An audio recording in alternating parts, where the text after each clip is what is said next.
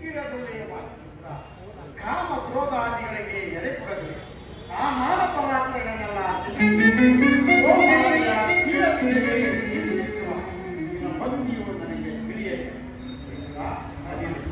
ನಾನು ಮಾರ್ಗಾಯಾಸದಿಂದ ಬಹಳ ತೆಗೆದುಕೊಂಡಿದ್ದೆ. ಏನಾದರೂ ಆಹಾರಕ್ಕೂ ಭಕ್ತಿಸಿರೋಣಿ. ನನ್ನಲ್ಲಿ ಗೋಮಾತೆಯ ಕ್ಷೀರವನ್ನು ಬೇಕು ತಿನ್ನುವುದಲ್ಲ ದೇವ.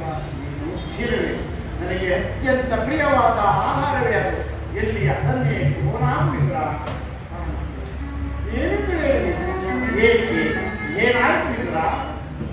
ವಾಸುದೇವ, ಗೋಮಾತೆಯ ಕ್ಷೀರವನ್ನು ಪ್ರಸಾದದ ರೂಪದಲ್ಲಿ ತಮಗರ್ಪಿಸಿದ ಮೇಲೆ ನಾನೇ ಪಾನ ಮಾಡಿದನಲ್ಲ ದೇವ.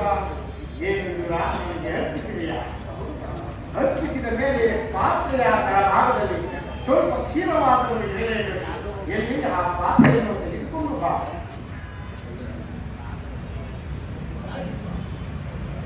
ಸ್ವೀಕರಿಸಿ ಪರಮ